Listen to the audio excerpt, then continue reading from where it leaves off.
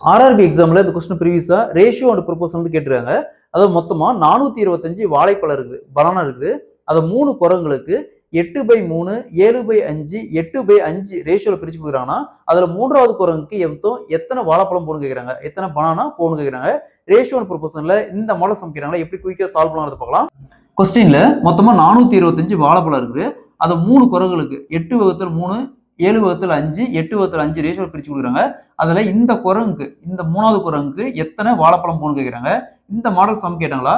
So பாருங்க, denominator இந்த மாதிரி பின்னத்துல இருந்துச்சுனாவே ரேஷியோ ஃபர்ஸ்ட் இதுக்கு எல்சிஎம் எடுங்க. அதாவது டினாமினேட்டர் வேல்யூக்கு மட்டும் எல்சிஎம் எடுங்க. இங்க என்ன இருக்குது, 3, அடுத்தது 5, அடுத்தது 5. ஸோ ஃபர்ஸ்ட் 5ஆலேயே கேன்சல் பண்ணலாம். 5ஆல கேன்சல் பண்ணா இங்க வரும் 3. இதை கேன்சல் பண்ணா அந்த வேல்யூ அப்படியே போட்டுருக்காங்க 3, அடுத்து 1, 1. இதுக்கு மேல எதுவும் காமனா கேன்சல் பண்ண முடியாது. அப்ப 5 × 3 = 15. ஸோ இதோட எல்சிஎம் பார்த்தோம்னா 15. ஸோ இந்த 3 பின்னத்தையும் 15ஆல பெருக்குங்க. இங்கேயும் 15, இங்கேயும் × 15, இங்கேயும் × 15.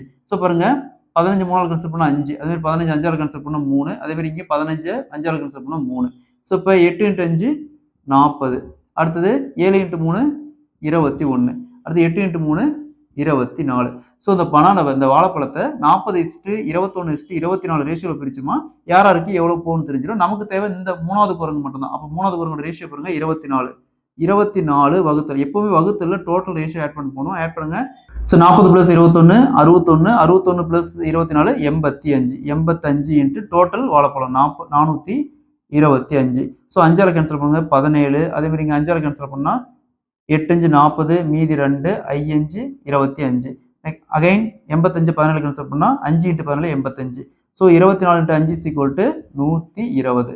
ஸோ பாருங்க, அந்த 3வது குரங்கு, இந்த குரங்குக்கு 120 வாழைப்பழம் போகும். Option B is the correct answer.